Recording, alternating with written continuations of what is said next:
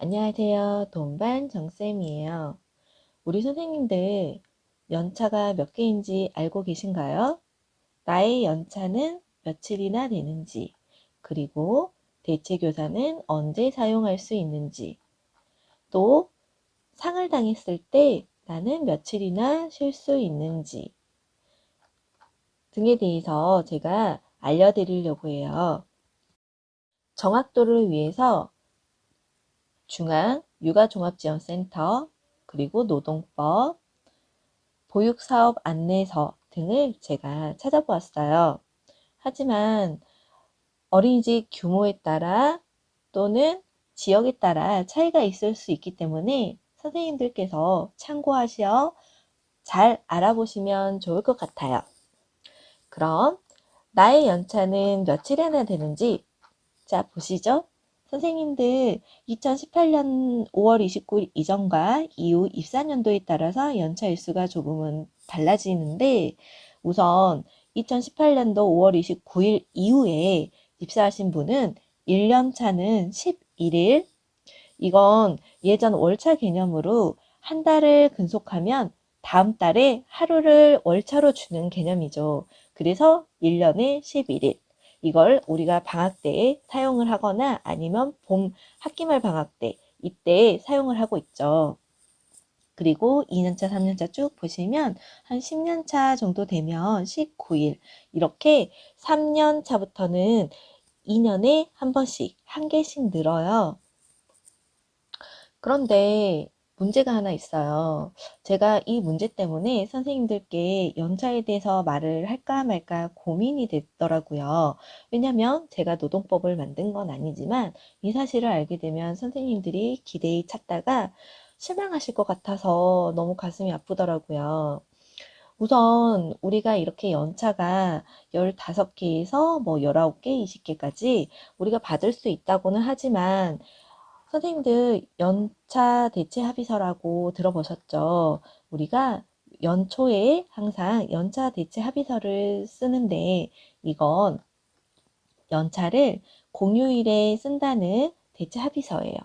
공휴일이란 관공서 공무원이 쉬는 날로 3.1절, 추석, 광복절 등등등 빨간 날들을 말하는데 우리 사업장들은 아직은 연차 대체 합의서가 가능하도록 노동법에 규정이 돼 있어요. 하지만 희망은 있죠. 상시 30명 이상, 300명 미만 근로자의 사업장은 2021년 1월 1일, 1년도 안 남았죠? 내년 1월 1일부터는 대체 합의서를 쓰지 않아도 돼요.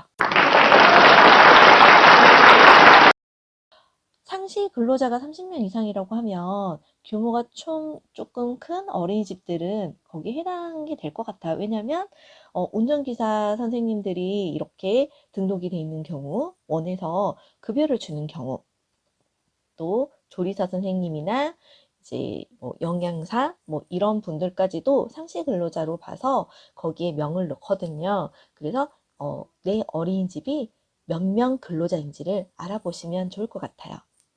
그리고 상시 5인 이상에서 30명 미만 근로자를 사용하는 사업장은 2022년 1월 1일, 이제 2년 남았어요. 그때부터는 대체 합의서를 쓰지 않고 내 연차를 다 찾을 수가 있는 거죠. 그런데 5인 미만 사업장 같은 경우는 아직 어떠한 조항이 나오지 않아서 가정 어린이집이나 아니면 관리동 중에서도 규모가 조금 반수가 적은 이 어린이집들은 어떻게 될지는 잘 모르겠어요. 우선은 5인 이상까지만 지금 개정이 된다는 그런 매뉴얼이 지금 나와 있거든요. 이렇게 노동법에. 그래서 선생님들이 법정 휴일은 근로의자의 날 5월 1일하고 일요일은 우리가 주휴상을 받고 쉬는 날이죠. 이때는 법정으로 우리가 쉴 수 있는 날로 규정이 돼 있고요. 공휴일, 관공서 공무원이 쉬는 날, 이 빨간 날들은 아직은 우리가 쉴 수 있는 날들이 아니라는 점. 조금 억울하시죠? 지금까지 쉬고 있었는데 이게 연차로 대체된다고 하니까. 하지만 이게 사업장에서 유급으로 주는 날이라 나오라고 하면 나가야 된다고 하더라고요.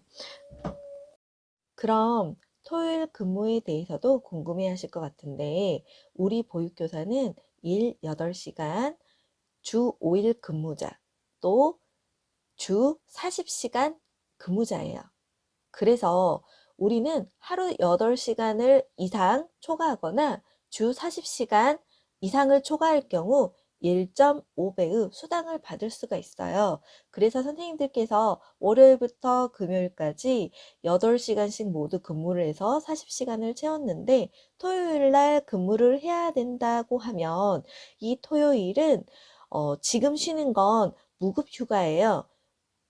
근무 날에 들어가지 않는 무급 휴가인데 근무를 해야 된다고 하면 1.5배의 수당을 받을 수가 있는 거죠. 단 여기서 약간 논란은 있는 게 주 40시간 미만으로 근무하면 상관이 없잖아요. 그래서 하루에 7시간씩 근무를 하고 주 5일을 그렇게 35시간을 채웠어요. 그리고 나서 토요일에 5일을 나머지를 채우는 거예요. 그러면 문제가 또 없다고 하더라고요. 그래서 이 부분을 정확하게 따지시고 가시는 게 옳을 것 같은데, 내가 당직이 토요일에 있다. 그러면 그 주는 7시간 근무를 하시던지, 또는 하루에 8시간 근무를 해야 된다고 하면 토요일은 1.5배의 수당을 받으시는 게 맞다. 이렇게 알고 계시면 될 것 같아요. 자, 그러면 우리가 대체교사를 사용할 수가 있는데, 이 대체교사는 언제 사용할 수 있는지 한번 볼게요. 전에는 1년 이상 근무를 했을 경우에만 사용 가능하다고 조항이 있었는데, 이제 그런 조항이 없더라고요. 지원 사유에 따라 1일에서 최대 10일까지도 가능하거든요. 우선 보시면, 연차를 어린이집에서 사용할 수 있도록 해준다고 하면 사용하시면 좋고요. 또는 갑자기 내가 질병이나 아니면 교통사고라든지 이렇게 갑자기 상해로 인해서 입원을 해야 되는 경우들이 있잖아요. 아니면 허리를 삐끗했다든지 이럴 경우에도 긴급으로도 가능해요. 그럴 때는 2주까지도 해주시더라고요. 왜냐면 어쩔 수가 없으니까 교실이 비게 되니까 이럴 때는 긴급으로 가능하게 해주고, 이건 연차에서는 빠지죠. 연차에서 빠진다는 말은 연차에 해당 사항이 없어요. 이건 질병이나 갑작스러운 사유로 이렇게 긴급으로 들어가는 거기 때문에 제 연차랑은 상관이 없다는 거. 그리고 가족상을 당했을 때 이제 여기 보시면 배우자나 본인 및 배우자의 부모는 5일. 하지만 우리가 취업 규칙에 보면 배우자는 5일이지만 배우자의 부모라든지 본인의 부모 가족상을 당했을 땐 3일이더라고요. 그래서 대체교사는 5일이 가능하나 내가 연차를 휴직으로 휴가를 받을 수 있는 날은 3일밖에 안 된다는 거. 그리고 뭐 그 밖에 이렇게 보시면 알 것 같아요. 하지만 우리가 대체교사를 쓸 때는 연차가 먼저예요. 그래서 연차를 먼저 신청한 원, 그리고 5인 이하 사업장. 이제 선생님들이 좀 적은 곳은 이렇게 아이를 더 보기가 힘들다는 그런 기준 하에 5인 이하 사업장이라든지 어린이집이죠. 또는 근속 연수가 더 많으신 분 위주로 연차를 먼저 드린다고 해요. 그리고 상시로 이렇게 대체교사를 먼저 파견을 했는데 남으신 선생님들이 있을 경우 긴급으로 전화하시면 그 남은 선생님들을 이렇게 해주시거든요. 배치를 해주시는데 이것도 잘 활용하셔야 되는 게, 연차를 선생님들께서 보통 10월, 11월, 12월, 1월 이렇게 많이 사용하세요. 한 4개월 정도? 그때는 긴급으로 쓸 수 있는 선생님이 안 남아요. 하지만 3월부터 뭐 9월까지 이럴 때는 조금 상반기에는 연차를 선생님들이 더 적게 사용하시기 때문에 긴급으로 전화하면 올 수 있는 선생님들이 계시더라고요. 그래서 혹시나 이런 상황이 아프거나 가족상을 당했을 때는 알아보시면 좋을 것 같아요.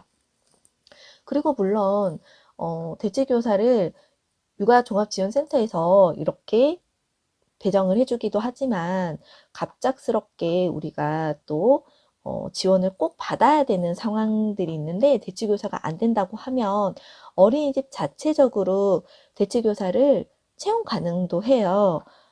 하지만 그렇게 되면 이 채용하는 교사에 대한 어떤 교육이라든지 또 임용에 관련된 서류를 넣어야 되는 부분도 있고 또 사대보험 부분에서 50%는 그 원장님이 대신 내야 된다고 하더라고요.